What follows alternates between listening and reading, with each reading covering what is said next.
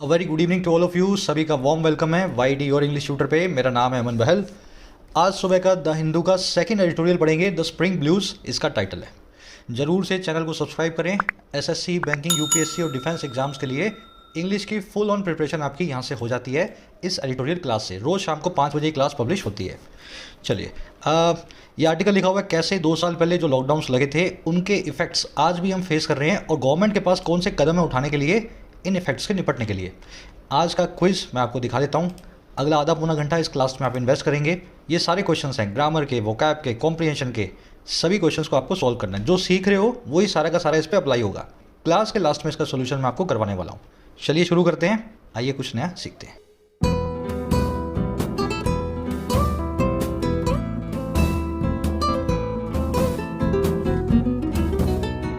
कह रहा है द स्प्रिंग ब्लूज।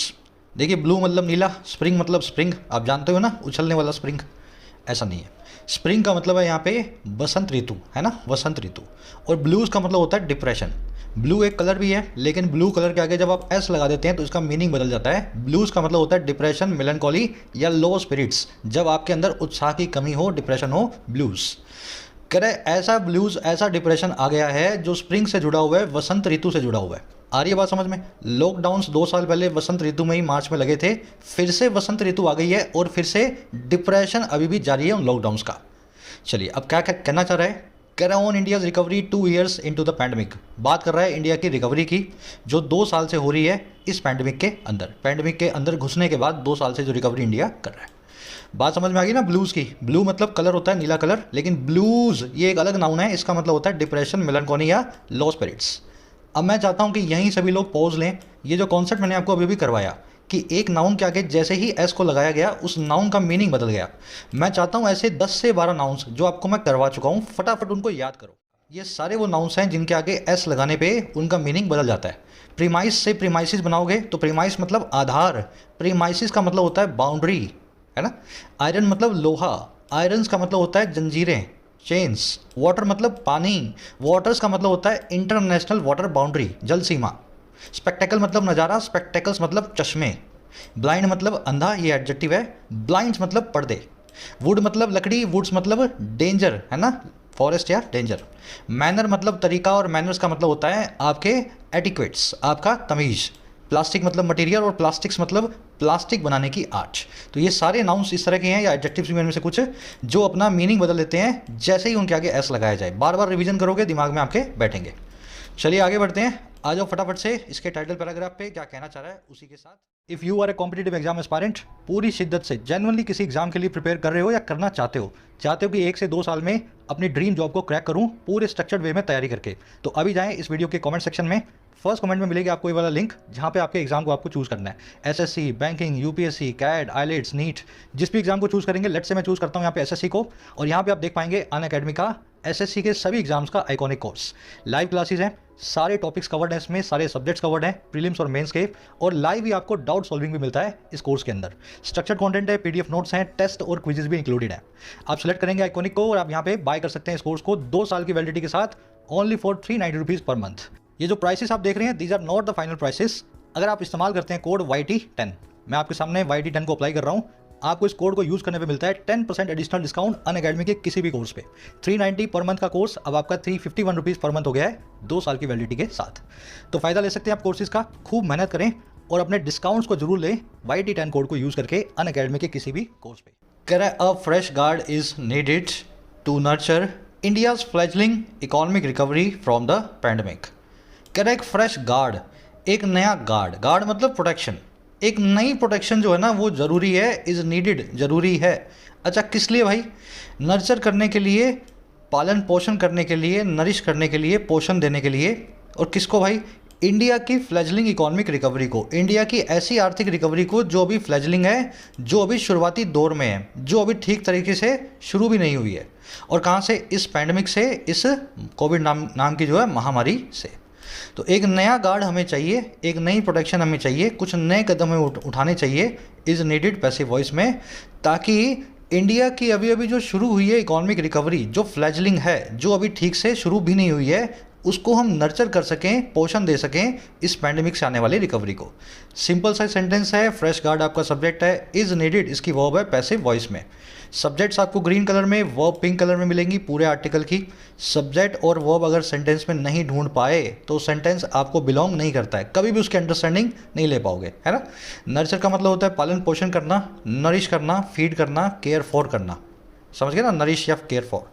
अच्छा, फ्लैजलिंग नाम के वर्ड को देखेंगे, ये बहुत ही सिंपल सा वर्ड है, आप इसको रोज़ यूज़ करते हो लेकिन आप बोलते गलत हो इसको। देखो, फ्लैजलिंग का मतलब होता है एक बिगनर या इनएक्सपीरियंस स्टेज, जैसे एक बेबी बर्ड होता है, पंछी का थोड़ा बच्चा होता है ना, छोटा सा बच्चा जिसके भी पंख नए नए निकलते हैं या थोड़े बहुत ही निकले होते हैं, तो वो फ्लैजलिंग स्टेट में होता है, बेबी बर्ड बोल सकते हो आप उसको। अभी जब उसके पंख पूरी तरीके से चलने लगेंगे तब वो बंदा जो पंछी है, वो छोटा वाला बच्चा, वो भी उड़ने लगेगा। तो फ्लैजलिंग मतलब शुरुआती दौर में। और आप जो वर्ड यूज़ करते हो वो यूज़ करते हो फुल फ्लैजेड, जिसको आप हिंदी में बोल देते हो फुल फ्लैश। आप बोलते हो ना फुल फ्लैश, काम कैसा चल रहा है, अरे फुल फ्लैश। ये फुल फ्लैश गलत वर्ड है, अपने इसको बोलना चाहिए फुल फ्लैजेड। और फुल फ्लैजेड का मतलब है बिगनर स्टेज से बाहर आ चुका है, बेबी बर्ड नहीं बचा है, अब फुली फ्लैजेड है, पूरी तरह से डेवलप्ड है, अपने पूरे उफान पे है। आई बात समझ में? पढ़ाई कैसी चल रही है? फुल फ्लैजेड, पूरे उफान पे है ना। तो ये वर्ड आप यूज़ करते हो फ्लैज्ड, इस तरीके से इस वर्ड को कनेक्ट करके रखना। चलो आगे बढ़ते हैं। अब आपको काम करते हैं, सारी वोकैब दिखा देते हैं इस आर्टिकल की, ताकि आप इसको स्मूथली लगातार पढ़ते जाएं बिना रुके। ये अपनी वोकैब शीट है, सारे पुराने नए वर्ड्स इसी शीट में मिलेंगे। हमारे टेलीग्राम ग्रुप पे अवेलेबल है, YD और इंग्लिश ट्यूटर पे, है ना। टेलीग्राम से आप इसको सर्च कर सकते हैं। आज के वर्ड्स हैं averse, rebound, subside, crack down और अंडर स्कोर। पाँचों ही पुराने वर्ड्स हैं, कर चुके हैं 5-5 बार। आज इनका रिवीजन होगा, ठीक है। इस शीट में तकरीबन 900 से 1000 वर्ड्स हो चुके हैं वोकैबलरी के अच्छे। ठीक से फॉलो करते हो तो एग्जाम्स के लिए मोर देन इनफ है आपके। एवर्स का मतलब होता है किसी चीज़ के लिए हेजिटेंट या किसी चीज़ से एलर्जिक, किसी चीज़ से दूर भागने वाला, averse. Most unsuccessful people are averse to change. ज़्यादातर नाकामयाब जो फेलियर लोग होते हैं, नाकामयाब लोग होते हैं, वो बदलाव से घबराते हैं, एवर्स होते हैं, बदलाव करना नहीं चाहते अपने आप में, इसी वजह से नाकामयाब रहते हैं, अनसक्सेसफुल रहते हैं। तो किसी चीज़ के लिए हेजिटेंट या एलर्जिक होते हैं, तब आप उसके लिए एवर्स भी होते हैं। अब एवर्स के हमारे पास बहुत अच्छे सिनोनिम्स हैं, जैसे अनविलिंग, रिलक्टेंट, डिसइंक्लाइंड या लोथ। आज रिलक्टेंट नाम के वर्ड को आप आर्टिकल में देखने वाले हैं। Most unsuccessful people are reluctant to change, ये भी आप ऐसा भी लिख सकते हो। चलिए अगला वर्ड है रिबाउंड। रिबाउंड का मतलब होता है फिर से जंप बैक करना, गिर करके फिर से खड़ा होना। बाउंड का मतलब होता है उछलना, री मतलब फिर से, आप नीचे गिरे और फिर आपने बाउंड किया, उछल करके आप फिर से खड़े हो गए, समझ गए ना, रिबाउंड। इसको रिवाइव या बाउंस बैक भी बोलते हैं। रिवाइव इसका सिनोनिम है जो आज आर्टिकल में आप देखने वाले हैं। शेयर मार्केट्स या the share market rebounded 2 weeks after the crash. Share markets फिर से गिर के खड़ी हो गई, रिबाउंड कर गई क्रैश के 2 वीक्स के बाद, 2 हफ्तों के बाद। तो पहले गिरी, फिर रिबाउंड की, फिर से जंप बैक करके खड़ी हो गई। तो रिवाइव नाम का इसका जो सिनोनिम है, फिर इसको आज आप आर्टिकल में देखने वाले हैं। सबसाइड का मतलब होता है, आपने लहर देखी होगी, एक बड़ी सी आती है, अगर समंदर पे कहीं गए हो आप बीच एरिया में, या टीवी में भी देखा होगा आपने, तो बड़ी सी लहर आती है ना, जब वो लहर आ जाती है किनारे पे और वो फैल जाती है पूरे किनारे के ऊपर, बड़ी लहर जो है बिल्कुल छोटी हो जाती है साइज़ में, उसको बोलते हैं सबसाइड होना। किसी भी चीज़ का डिक्रीज होना इंटेंसिटी में, किसी भी चीज़ की ताकत में, इंटेंसिटी में जो है उसके जो है डिक्रीज आना, है ना। The actors popularity started to subside after his arrest. इस एक्टर की पॉपुलैरिटी शुरू हो गई सबसाइड होना, डिक्रीज होना उसकी अरेस्ट के बाद, गिरफ्तारी के बाद। तो जैसे वो गिरफ्तार हुआ, लोगों में उसकी पॉपुलैरिटी कम होने लगी। अब इसको die down, wane, peter out, taper off या एब भी बोलते हैं। इसका जो सिनोनिम है एब, इसको आज आप आर्टिकल में देखेंगे। और सबसाइड, ये जो मेन वर्ड है, इसको भी आज आप आर्टिकल में देखने वाले हैं, समझ गए ना। एकदम उतार आना किसी चीज़ में, सबसाइड या एब। एक वर्ड हमारे पास क्रैक डाउन, इसका मतलब होता है शिकंजा कसा जाना, किसी चीज़ को कंट्रोल करना। Tax authorities have started cracking down on tax evaders. Tax authorities ने शुरू कर दिया है शिकंजा कसना, कंट्रोल करना टैक्स के चोरों पे, टैक्स इवेडर्स पे। तो क्रैक डाउन या इसको बोलते हैं क्लैंप डाउन, इन दोनों वर्ड्स का सिनोनिम है कर्ब, CURB, कर्ब। इसको आज आप आर्टिकल में देखने वाले हैं। आई बात समझ में? क्रैक डाउन एक वर्ब भी है, क्रैक डाउन एक नाउन भी है। ये वर्ब तब बनेगी जब क्रैक और डाउन के बीच में स्पेस होगा। स्पेस होगा तो ये वर्ब है, अगर स्पेस नहीं है, क्रैक डाउन इकट्ठा है, तो ये बन गया एक नाउन। अंडरस्कोर लास्ट वर्ड है, इसका मतलब होता है किसी चीज़ पे प्रकाश डालना, थ्रो लाइट अपॉन करना, हाईलाइट करना, है ना। The teacher underscore the need for hard work, teacher साहब ने अंडरस्कोर कर दिया, हाईलाइट कर दिया, जोर दे के बताया उस ज़रूरत को जो है मेहनत करने की, हार्ड वर्क करने की। तो अंडरस्कोर के सिनोनिम्स है अंडरलाइन, एम्फसाइज, स्ट्रेस और एक्सेंचुएट। एक्सेंचुएट एक बहुत ही अच्छा वर्ड है, लेकिन आज आप देखेंगे जो वो है अंडरलाइन, है ना। अंडरस्कोर, अंडरलाइन, एक्सेंचुएट एक ही बात है। चलिए एक समरी दे दें आपको आर्टिकल की, किस बारे में लिखा हुआ आपको पता लगे। ठीक 2 साल पहले आज से मार्च 2020 में लॉकडाउन लगा था और अब हो गया मार्च 2022। लॉकडाउन से कई लोगों का जीवन तबाह हो गया था, कई लोगों की नौकरियां, बिजनेस, व्यापार खत्म हो गए थे। तो ये वसंत पंचमी में जो लॉकडाउन लगा था उसकी बुरी यादें, उसका डिप्रेशन आज भी हमारे पीछे है। 2 साल बाद भी उसके बुरे प्रभावों को, बुरे इफेक्ट्स को हम महसूस कर पा रहे हैं। सबसे पहली चीज़ तो इस आर्टिकल में ये बताई गई है। दूसरी चीज़, ये आर्टिकल बता रहा है कि 2 सालों से जो चीज़ें आज भी हम सही नहीं कर पाए उनको सही करने के लिए क्या कदम भारत सरकार उठा सकती है। तो कुछ कदम आपको बताएगा स्पेसिफिक जो गवर्नमेंट को लेने चाहिए, ताकि 2 सालों के अंदर भी जो अपने नहीं कर पाए ना, लॉकडाउन के जो है इफेक्ट से पीछा नहीं छुड़वा पाए, अब उस दिशा में काम करें और अपनी इकोनॉमी को आगे बढ़ा सकें। आज की टोन है एनालिटिकल, एनालाइज कर रहा है क्या हुआ था और सजेस्ट कर रहा है क्या हमें करना चाहिए। चलिए अब वो स्टेप्स और वो सारे प्रभाव जो है इफेक्ट्स आप आर्टिकल में देखेंगे। शुरू कर लेते हैं। अपनी YT ऐप जो एंड्रॉयड पे अवेलेबल है उस पर नए कोर्सेज अभी आपको नहीं मिल रहे हैं, क्योंकि स्टूडेंट्स बढ़ने की वजह से सर्वर जो है ओवरलोड हो गया है। अब नए बैचेस को 10 दिनों बाद यानी कि 1 अप्रैल को खोला जाएगा। 10 दिनों के लिए कोई नया रजिस्ट्रेशन किसी का भी नहीं होगा, तो परेशान नहीं होना है। सिर्फ 10 डेज़ की बात है, 1 अप्रैल को नया सर्वर ऐड हो जाएगा, नए रजिस्ट्रेशन नए बैचेज में खुल जाएंगे। पुराने बैचेज बिल्कुल ज्यों के त्यों हैं, आराम से चल रहे हैं। कोर्स आपने बाय किया तो वो चलता रहेगा, नया रजिस्ट्रेशन नहीं हो रहा है, ठीक है। चलो, कह रहा this week India will complete 2 years since the government embarked on what is now considered the hardest and quickest lockdowns in the world in a bid to block entry points for the infectious COVID-19 virus। सबसे पहले बता रहा है 2 साल की सालगिरह की बात। कह रहा है इसी हफ्ते, दिस वीक, इंडिया पूरे कर लेगा, इंडिया विल कंप्लीट। और क्या पूरे करेगा भाई? 2 सालों को।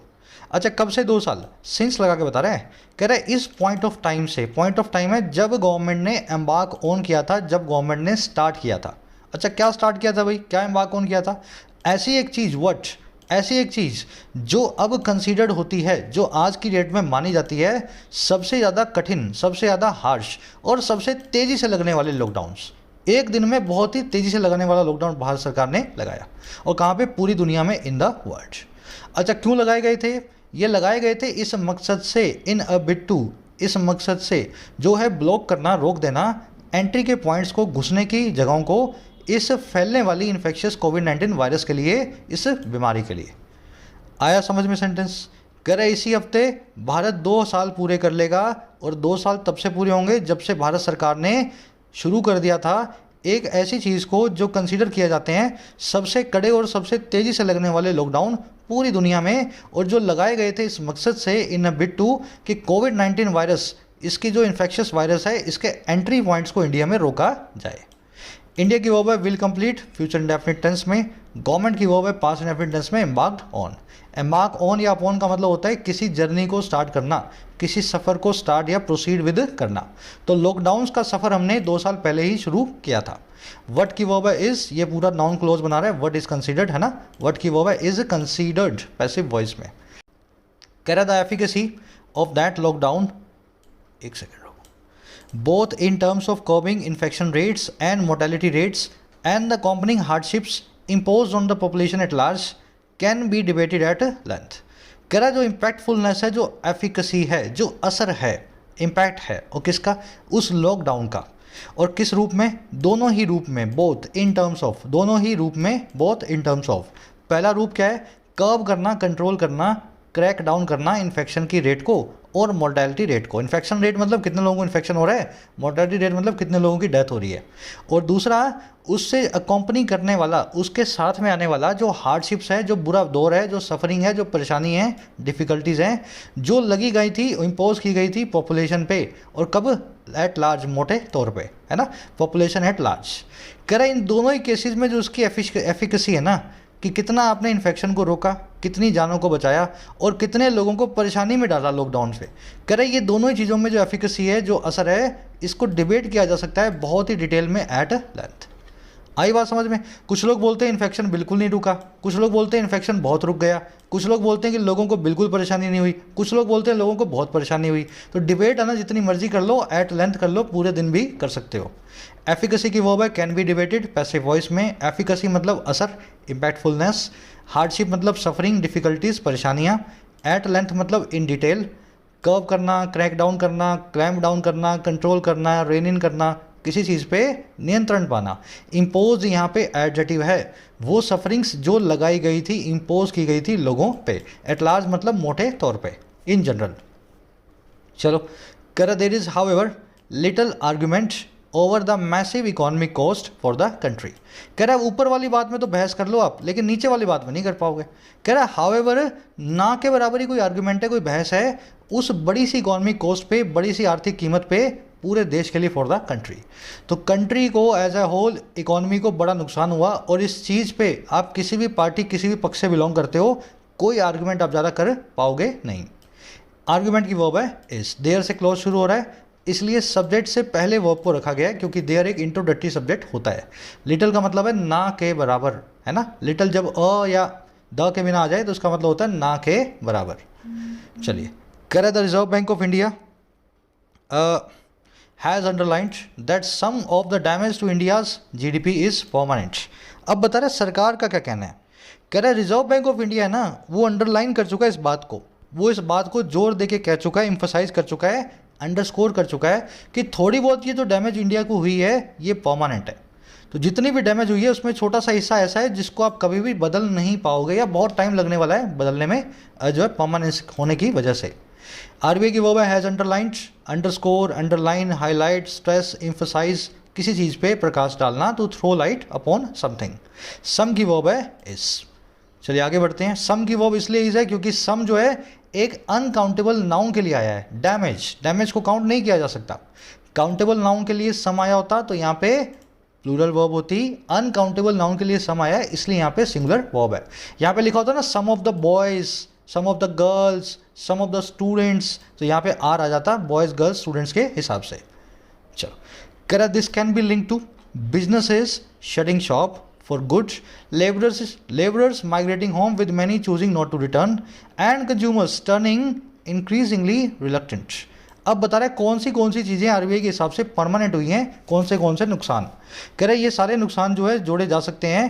पहला, व्यापारों के शॉप को शट कर देने के साथ ही, व्यापारों के दुकानों को जो है बंद कर देने के साथ ही। और कैसे?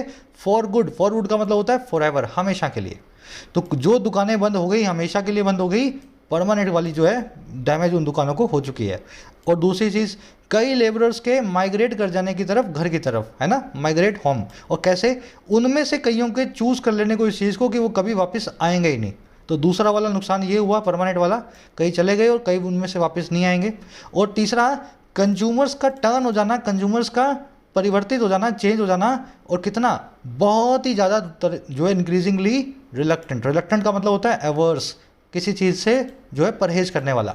तो कंज्यूमर जो है जब से लॉकडाउन लगा है तब से परहेज करने लग गए हैं पैसा खर्च करने से, और ये परहेजी, इनकी रिलक्टेंस जो है बढ़ती ही जा रही है। तो एक परमानेंट सा प्रभाव लॉकडाउन को हमें देखने को मिला है। आगे बात तीनों समझ में। आज के क्विज के क्वेश्चन में कॉम्प्रिहेंशन का क्वेश्चन इसी पे बनाया मैंने, है ना। पहली चीज़, दुकानें बंद हो गई, परमानेंट। दूसरी चीज़, बहुत सारे लेबरर्स जो हैं घर चले गए जो कभी वापस आएंगे नहीं।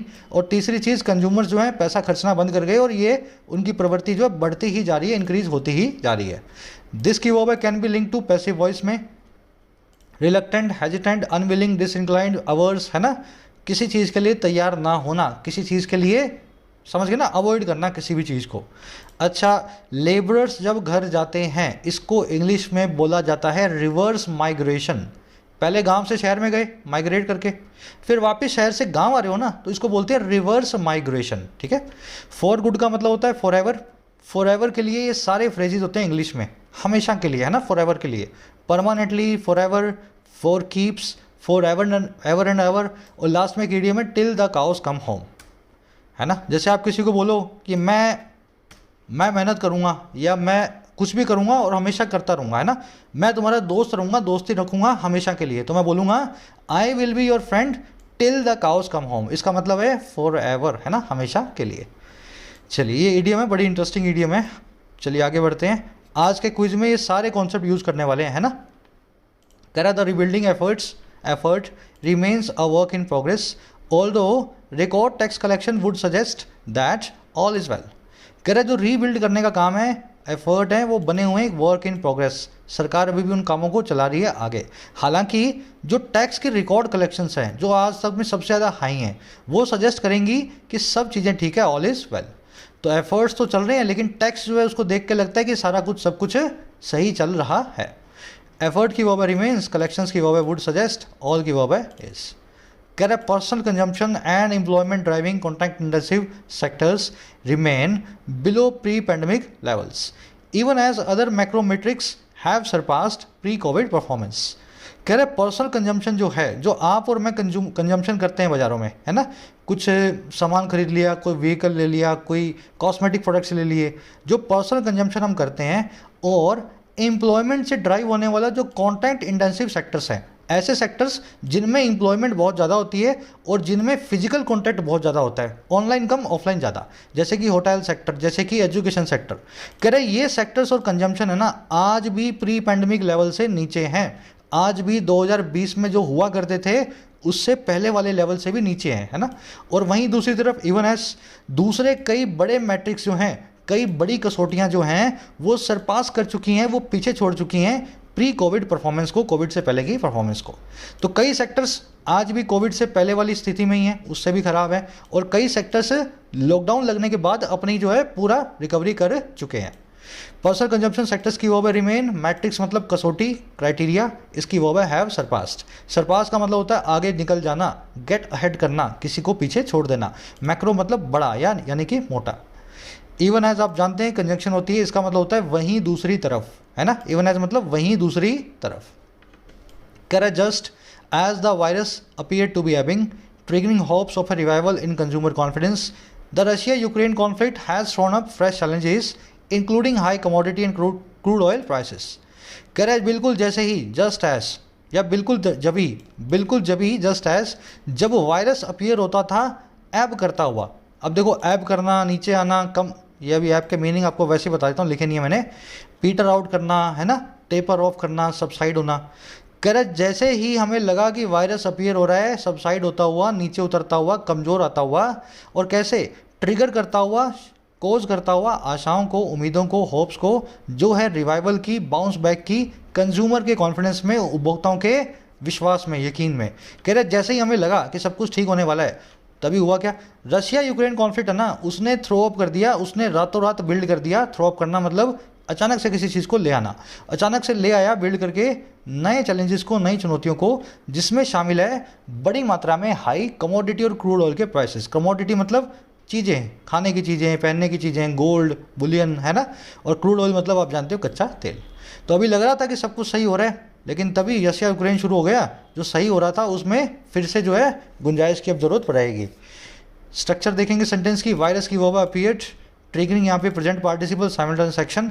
जब वायरस अपीयर हो रहा था, एब होता हुआ, धीमा पड़ता हुआ, तभी वो ट्रिगर भी कर रहा था इन आशाओं को। दोनों काम एक साथ हो रहे हैं, है ना। एक काम मेन वर्ब, दूसरा काम वर्ब के ING form, present participle simultaneous action. Ukraine conflict की वर्ब है has thrown up. Throw up का मतलब होता है किसी चीज़ को रातों रात बिल्ड कर देना, किसी चीज़ को क्विकली, बहुत जल्दी से आपके सामने लेकर के आना। थ्रो अप का एक और मीनिंग भी होता है वॉमिट करना, रिगर्जिटेट करना, है ना, उल्टी आना। जब भी आप वॉमिट करते हैं ना, तो अचानक से ही वॉमिट करते हैं, कभी भी आपका प्लानिंग नहीं होता, है ना। वॉमिट हो गई अचानक से, तो वॉमिट में जो आपका अचानक से वाला एलिमेंट होता है ना, वही दूसरे वाले मीनिंग में भी आ रहा है, अचानक से किसी चीज़ का हो जाना, ओवरनाइट, है ना। थ्रो अप जैसे वॉमिट होती है वैसे ही। दोनों मीनिंग इसी फ्रेजल वर्ब के हैं और दोनों आपस में कनेक्टेड हैं। यहाँ पे दूसरा वाला मीनिंग यूज़ हुआ है। चलो और कुछ देखने वाला इसमें है नहीं। अब एक सवाल आपसे पूछूंगा, फिर आगे बढ़ूंगा मैं। To be ebbing, to be plus में वर्ब के आईएनजी फॉर्म, ये क्या चीज़ है, भला क्या है ये, और इसकी ज़रूरत क्या है। यहाँ पे टू एब ऐसा क्यों नहीं लिखा, टू बी एबिंग ऐसी ज़रूरत हमें क्यों पड़ी। चलो आसान भाषा में समझा रहा हूँ, सब चीज़ें पुरानी भूल जाओ और ये नया कॉन्सेप्ट फटाफट है ना 2 मिनट में आपको समझ में आ जाएगा। अगर आपको कहीं पे इन्फिनेटिव लगा हुआ मिले, है ना, इन्फिनेटिव लगा हुआ मिले, और अगर आपको बिल्कुल पेंडिंग एक ऐसे एक्शन को दिखाना है इन्फिनेटिव से जो अभी पेंडिंग है, जिसका भी होना बाकी है, तो आप यूज़ करें टू इन्फिनेटिव को, टू प्लस में वर्ब की बेस फॉर्म को। लेकिन अगर आपको कोई ऐसा एक्शन दिखाना हो जो हो चुका है, जो पेंडिंग नहीं है, तब आप यूज़ करें परफेक्ट इन्फिनेटिव को, जो होता है टू हैव प्लस में V3। और अगर आपको कोई ऐसा एक्शन दिखाना हो जो अभी भी जारी हो, तब यूज़ करें कंटिन्यूस इन्फिनेटिव को, जो होता है टू बी प्लस में वर्ब की ING फॉर्म। आई बात समझ में? Future action, pending action, to plus में वर्ब की base form. Past action, finished action, two plus have में वर्ब की third form. Continuous action, ongoing action, to plus में बी प्लस में वर्ब की ING फॉर्म। टेंस से जोड़ लोगे तो बड़ा आसानी से समझ पाओगे। अब 3 सेंटेंसेज हैं, इनको सही कर लेते हैं। Maya wants to have resigned from the company. Maya चाहती है कि कंपनी से रिज़ाइन करे, कंपनी से नौकरी छोड़ दे। अब मुझे बताओ, माया क्या चाहती है, कंपनी से नौकरी छोड़ना या छोड़ चुकना? अरे भाई, चाहती है कि मैं छोड़ दूं, छोड़ने का काम अभी भी पेंडिंग है। पेंडिंग एक्शन के लिए आप यूज़ करते हैं टू प्लस में वर्ब की बेस फॉर्म को। तो यहाँ पे आपने लगा दी टू हैव प्लस में V3। तो क्या करना है, इसको हैव को निकालो और V3 को बना दो वर्ब की base form. Maya wants to resign from the company. Resign का काम अभी भी पेंडिंग है, माया चाहती है कि इस काम को अंजाम दे। आ रही है बात समझ में? काम को देख लेना, हो गया तो परफेक्ट, हो चुका है तो परफेक्ट, होने वाला है तो बेस फॉर्म, और हो रहा है तो वर्ब की ING फॉर्म। वैसे ही सलीम इज अक्यूज्ड, अक्यूज की जगह आप ऐसा लिख दो यहाँ पे कंसीडर्ड, ठीक है। सलीम माना जाता है, कंसीडर किया जाता है, इस कंसीडर्ड कि वो 7 लोगों को मार चुका है। अब मुझे बताओ, मार चुका है या मारा जा चुका है या मारेगा? भाई लोग क्या मानते हैं, सलीम ने 7 मर्डर किए हैं। 7 मर्डर हो चुके हैं या अभी होने बाकी हैं? ऑफ कोर्स हो चुके हैं, तभी सलीम को हत्यारा मानते हैं लोग। तो सलीम मर्डर्स कर चुका है, तो ये एक्शन हो चुका है। यहाँ पे टू मर्डर ना लिखें, यहाँ पे लिखें टू प्लस में हैव प्लस में लिखें वर्ब की थर्ड फॉर्म। आई बात समझ में? टू प्लस में हैव प्लस में V3। और लास्ट वाला देख लो, Mohini seem to sleep when I called her last night. Mohini दिखाई देती थी मुझे सोती हुई जब मैंने उसको लास्ट नाइट जो है कॉल किया। तो देर रात में मैंने कॉल किया और मुझे सुबह में लग रहा है कि मोहिनी जो है मुझे सोई हुई दिखाई लगती थी, लगता था कि वो सो रही थी जब मैंने कॉल किया। देखो, ये सोने का काम ना तो पास्ट में, ना प्रेजेंट में, ना फ्यूचर में, ये काम चल रहा है ऑनगोइंग एक्शन। जब मैं उसको फ़ोन कर रहा था तो मुझे दिखाई दे रही थी कि वो सो रही थी, उसकी आवाज़ से लगा। तो यहाँ पे लिखूंगा सीम्ड टू बी स्लीप, नहीं स्लीपिंग। आगे बात समझ में? Continuous action, continuous infinitive. यहाँ भी वही हुआ, देखो virus appear to be having. जब वायरस दिखाई दे रहा था कमज़ोर पड़ता हुआ। आ रही है बात समझ में? कमज़ोर पड़ चुका हुआ नहीं, कमज़ोर पड़ने वाला नहीं, पड़ता हुआ, इसलिए अपीयर टू बी प्लस में वर्ब की ING फॉर्म। कॉन्सेप्ट बहुत बड़ा था, ये बहुत कॉम्प्लिकेटेड था। आसान भाषा में शॉर्ट में आपको समझा दिया है। अगर इतने में समझ आ गया तो ज़िंदगी भर नहीं भूलोगे। स्क्रीनशॉट ले लो इसका, आज के क्विज में यूज़ होगा। चलिए आगे बढ़े, आ जाओ। कह रहा health care cost are considered a key factor for pushing several middle and lower income households below the poverty line, while high inflation affects all economic actors। कह रहा है जो हेल्थ केयर की कॉस्ट है, जो हॉस्पिटल में इलाज करवाने की कॉस्ट है, ये मानी जाती है एक इंपॉर्टेंट फैक्टर, एक बहुत ही इंपॉर्टेंट कारक, एक बहुत ही इंपॉर्टेंट रीजन। और किसका? पुश करने का बहुत सारी मिडल और लोअर इनकम हाउस होल्ड्स को, छोटे और मंझले दर्जे के हाउस होल्ड्स को, परिवारों को, और किसके नीचे? गरीबी की रेखा के नीचे।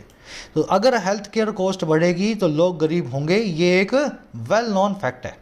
करे जबकि वहीं वाइल जो हाई इन्फ्लेशन होता है वो असर डालता है सभी इकोनॉमिक एक्टर्स पे, सभी आर्थिक एक्टर्स पे।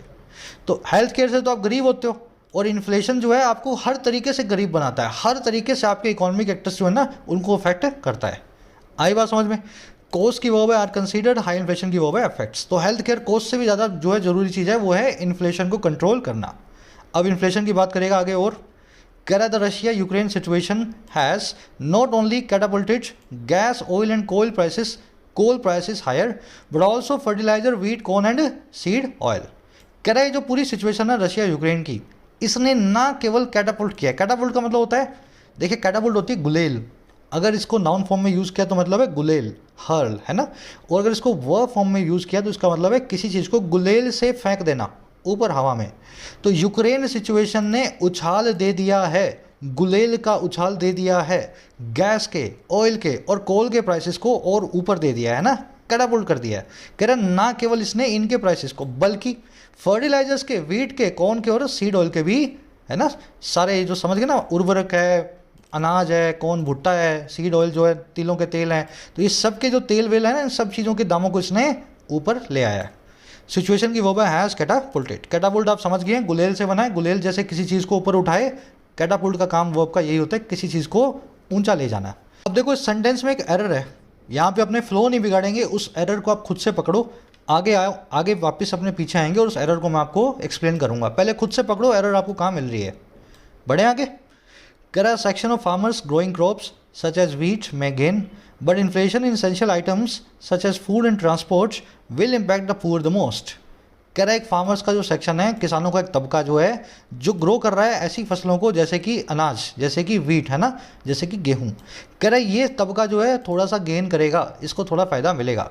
कह रहा है लेकिन जो इन्फ्लेशन है, जो महंगाई है इसेंशियल आइटम्स में, जैसे कि फूड में और ट्रांसपोर्ट में, कह रहा है ये महंगाई इंपैक्ट करने वाली है गरीब इंसान को, द पुअर को सबसे ज़्यादा, द मोस्ट। आई बात समझ में। सेक्शन की वर्ब है मे गेन, इन्फ्लेशन की वर्ब है विल इम्पैक्ट। सेक्शन वो वाला जो ग्रो कर रहा है कॉप्स को, ग्रोइंग यहाँ पे एक एडजेक्टिव का काम कर रहा है इस फार्मर्स के सेक्शन के लिए।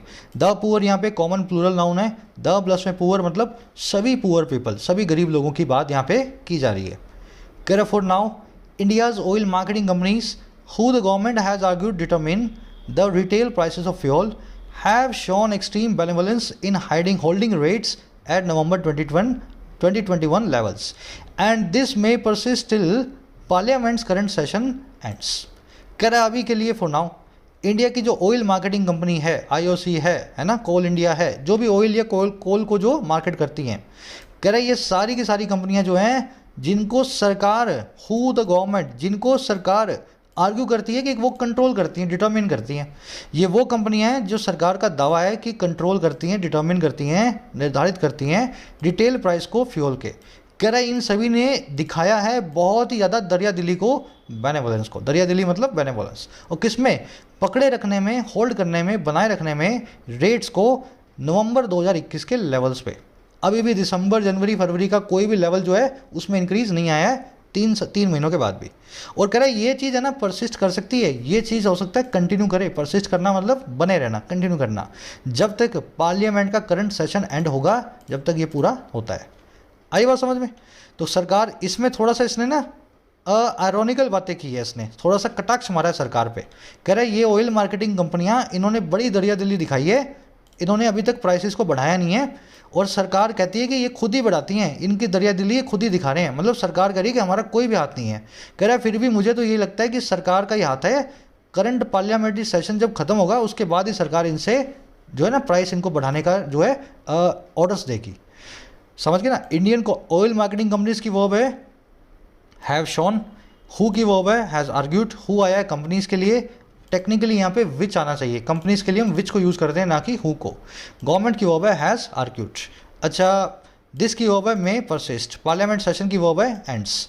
बेनेवोलेंस का मतलब होता है, अब मैं आपको 4 वर्ड्स एक साथ करवा रहा हूँ वोकैब के, बेने और मेले रूट को पकड़ लेना।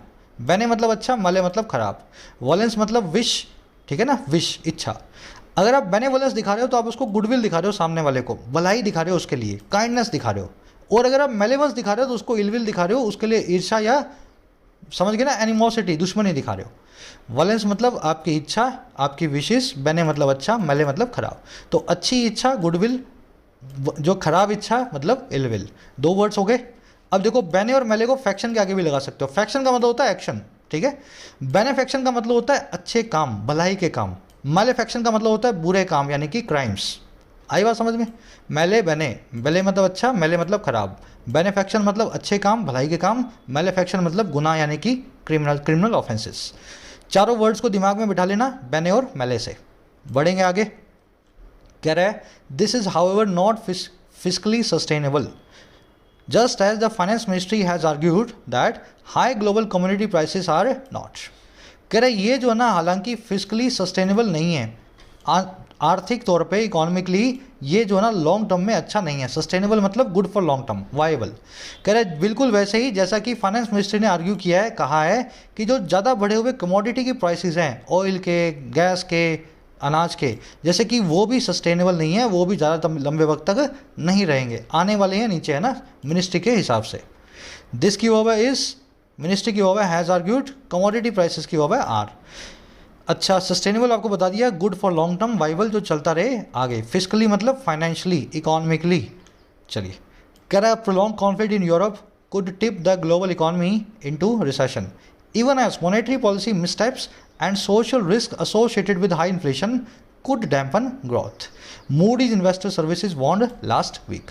करेक्ट, लंबी चलता हुआ कॉन्फ्लिक्ट, प्रोलॉन्ग्ड, लंबा खिंचा हुआ, परसिस्टिंग, एंड्यूरिंग। करेक्ट, लंबी जंग जो है यूरोप में वो टिप कर सकती है, धक्का दे सकती है ग्लोबल इकोनॉमी को, और किसके अंदर, एक रिसेशन में। टिप इनटू समथिंग, किसी कुएं में जो है धक्का देना। तो ये लंबा जो है लंबी जंग यूरोप की सारी दुनिया की इकोनॉमी को रिसेशन के अंदर धक्का दे सकती है। कह रहे वहीं दूसरी तरफ मॉनेटरी पॉलिसी के जो मिसस्टेप्स हैं, मॉनेटरी पॉलिसी में जो गलत कदम उठाए गए हैं सरकारों के द्वारा, और जो सोशल रिस्क हैं, जो सामाजिक जोखिम है जो जुड़े हुए हैं हाई इन्फ्लेशन से, ये डैम्पन कर सकते हैं, ये डिस्करेज कर सकते हैं, धीमा कर सकते हैं विकास को, यानी कि ग्रोथ को। अब ये बात कहने वाला कौन है भाई? ये कहने वाली है मूडी इन्वेस्टर सर्विसेज। इसने लास्ट वीक की इस बात की वार्निंग जारी की है। आगे बात समझ में, वॉर से पूरी दुनिया रिसेशन के अंदर, मंदी के अंदर धक्का दे दी जाएगी, और गलत स्टेप्स जो सरकारों ने उठाए हैं और बढ़ा हुआ जो इन्फ्लेशन है ये ग्रोथ को कमज़ोर बना देगा, ऐसा इस मूडी का कहना है। कॉन्फ्लिक्ट की वर्ब है कुड टिप, टिप इनटू मतलब धक्का देना, स्टेप्स और सोशल रिस्क की वर्ब है कुड डैम्पन। डैम्पन का मतलब होता है डिस्करेज करना, किसी को, किसी की हिम्मत को तोड़ना, ठीक है ना। इवन एज मतलब वहीं दूसरी तरफ, प्रोलॉन्ग मतलब लंबा खिंचा हुआ। और इसमें कुछ देखने वाला है? चलो, और कुछ नहीं लग रहा मुझे देखने वाला। डैम्प नाम के वर्ड को आपने देखा होगा इस इडियम में, डैम्प स्क्विब। देखिए, डैम्प मतलब गीला। अगर किसी गर्म जोश में आदमी भरा हुआ है ना, गर्म जोशी वाला, उसके ऊपर आप एक पानी की बाल्टी डाल दो तो आप उसको डिस्करेज करोगे, डैम्पन करोगे, है ना, गीला कर दोगे आप उसको। उसी से इडियम बनी है डैम्प स्क्विब। बहुत ही कॉमन सी इडियम है, सभी लोग कमेंट सेक्शन में अपडेट करो, गीलेपन से ही कौन सी इडियम ये बनी हुई है डैम्प स्क्विब, और इसका क्या मीनिंग होता है। स्क्विब का मतलब होता है पटाखा, है ना, पटाखा। चलो, कह on the other hand the government's robust direct tax collections that have surpassed even revised estimates by 1.13 lakh crore give it room to not just push forward the LIC share sale till market volatility subsides, but also slash fuel taxes further, curb other inflationary pressures and expand the COVID-19 booster shots coverage। अब बता रहा है सरकार के पास कौन सा ब्रह्मास्त्र है जिसका वो फ़ायदा उठा सकती है। कह रहा है ये सब बुरी बुरी बातें तो बता दी ऊपर, कह रहा है वहीं दूसरी तरफ ऑन द अदर हैंड सरकार का जो मजबूत डायरेक्ट टैक्स का कलेक्शन जो है ना, डायरेक्ट टैक्स मतलब इनकम टैक्स, कह रहा है जो मजबूत इनकम टैक्स का जो कलेक्शन है जो कि सरपास कर चुका है, जो पीछे छोड़ चुका है, यहाँ तक कि सरकार के रिवाइज एस्टिमेट्स को भी, और किससे, 1.13 लाख करोड़ से। तो रिवाइज एस्टिमेट से भी सरकार ने जो बाद में अंदाज़ा लगाया था, अंदाजे को अपडेट किया था, उससे भी 1.13 लाख करोड़ ज़्यादा है। कह रहा है जो सरकार का इतना जो टैक्स है ना, इतना सारा, कह रहा है ये देता है इसी सरकार को थोड़ी सी गुंजाइश, रूम देता है, स्कोप देता है, लीवे देता है। और किस लिए भाई? ना केवल पुश फॉरवर्ड करने के लिए LIC की शेयर सेल को, LIC के IPO को आगे के लिए पोस्टपोन करने के लिए, पुश फॉरवर्ड करना मतलब आगे के लिए पोस्टपोन कर देना। और कब तक?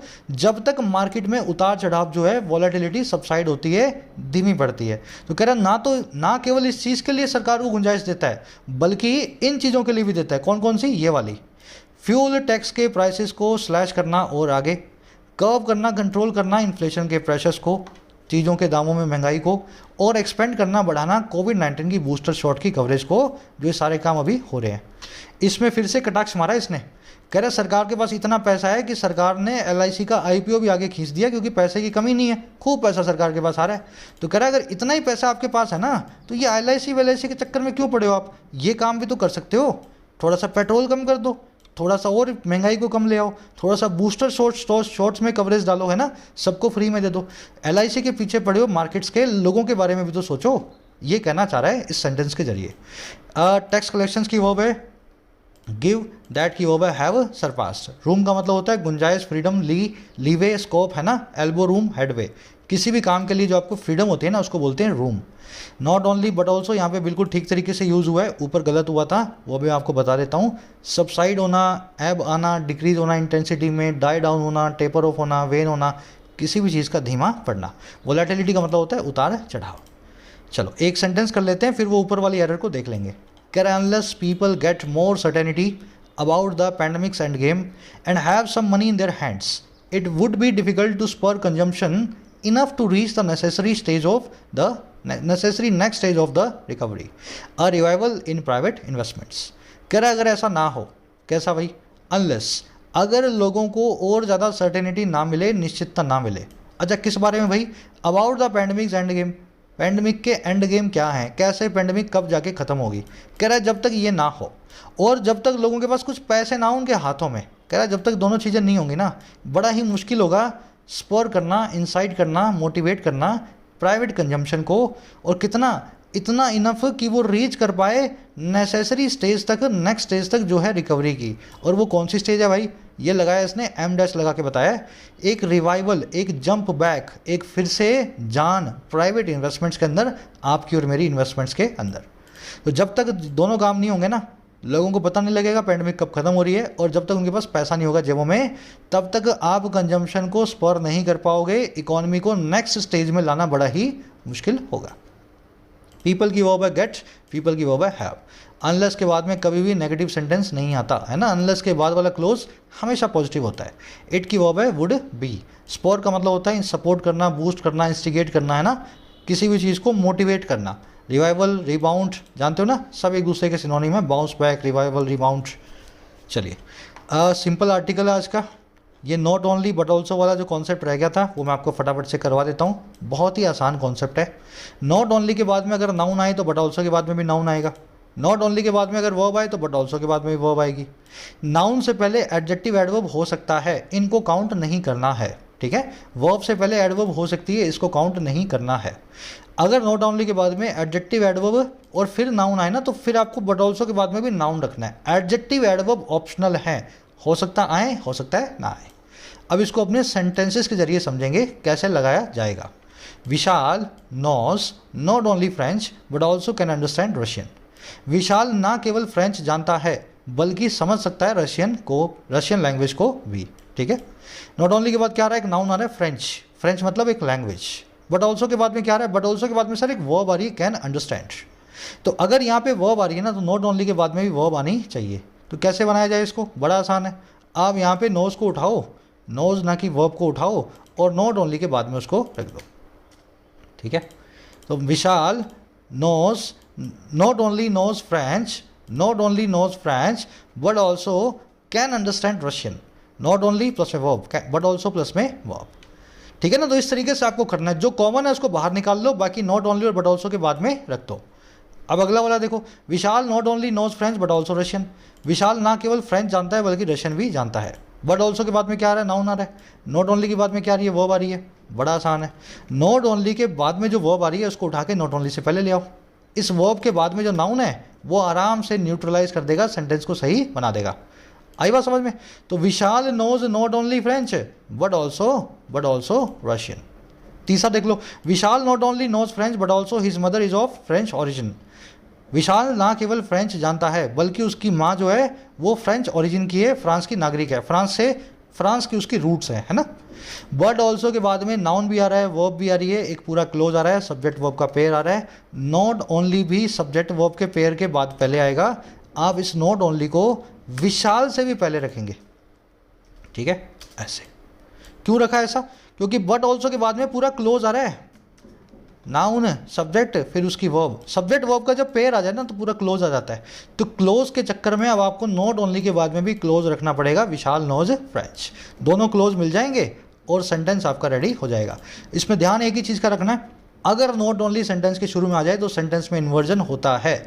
अब इस क्लोज के अंदर से आपको हेल्पिंग वर्ब निकाल के विशाल से पहले रखनी पड़ेगी। तो आप यहाँ लिखोगे विशाल नॉट ओनली डज नो, ठीक है। इंडेफिनिट टेंस है, प्रेजेंट इंडेफिनिट में डज निकलती है बार, सिंगुलर सब्जेक्ट है। टेंस यहाँ पे नहीं पढ़ा रहा हूँ आपको मैं, है ना।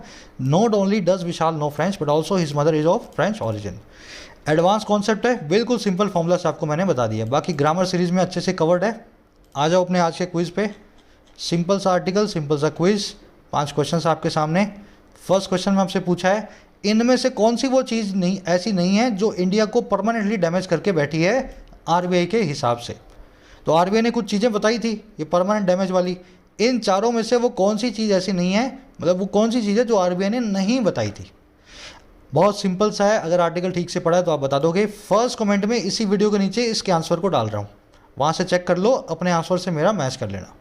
सेकंड क्वेश्चन, इस पैसेज के हिसाब से इनमें से कौन सी चीज़ मैनिफेस्ट करती है अपने आप को, इनमें से कौन सी चीज़ अपने अपने आप को सबके सामने लाती है, मैनिफेस्ट करती है, और कैसे हेडवे के तौर पे, गुंजाइश के तौर पे हमारी सरकार के लिए, ताकि वो रेन इन करे, कंट्रोल करे इन्फ्लेशन को। तो सरकार के पास कौन सी गुंजाइश वाली चीज़ है इन चारों में से जिसका इस्तेमाल करके सरकार इन्फ्लेशन को कम कर सकती है। तो सेकंड पैराग्राफ में लास्ट के अंदर आया था ये सरकार की गुंजाइश वाली चीज़, चारों में से एक ही आपका आंसर है, फर्स्ट कमेंट में इसका आंसर रखा हुआ है। ठीक है, मैच कर लो अभी जाकर के, पहले अपना देख लो और मेरे वाले से मैच करो, अच्छे क्वेश्चन है कॉम्प्रिहेंशन के। थर्ड में आपसे पूछा है फॉर कीप्स, इस ईडियम का क्या मतलब होता है। फॉर गुड होता है, till the cows come home होता है, for a short span of time होता है, थ्रो अप होता है, बेनिफिक्शन होता है ना। सारे वर्ड्स कर चुके हो। फॉर कीप्स ईडियम में मुझे नहीं लगता आपको कोई दिक्कत होगी। आंसर रखा हुआ है फर्स्ट कमेंट में, वहाँ से मैच कर लो। चौथा और पांचवा एरर का क्वेश्चन है, मैं आपको यहाँ पे नॉट ओनली बट ऑल्सो एक तो हिंट ये देता हूँ, इसमें एरर मिलेगी। दूसरी आपको हिंट मिलेगी इस वाले इन्फिनेटिव में, चेक कर लेना ये काम पास्ट में हुआ है, फ्यूचर में हुआ है या अभी हो रहा है। ठीक है ना, सही इन्फिनेटिव को यूज़ करेंगे आप, चाहे सिंपल को, चाहे परफेक्ट को, चाहे कंटिन्यूस को, सही इन्फिनेटिव सही जगह पे। तो इन दोनों में आपको एरर मिल सकती है, 2 एरर्स हैं सेंटेंस में, फर्स्ट कमेंट में दोनों एरर्स को डाल रहा हूँ, वहाँ से मैच करें। आउट ऑफ 5 कितने मार्क्स मिले जरूर से बताना, एक लाइक और एक शेयर जरूर से दे सेशन को। रोज़ क्विज को अटैम्प्ट किया करो, कोशिश आपकी यही होनी चाहिए, पूरा सीखूँ और लास्ट में अपने आप को असेस करूँ। चलिए मुलाकात होगी next tomorrow, until then signing out.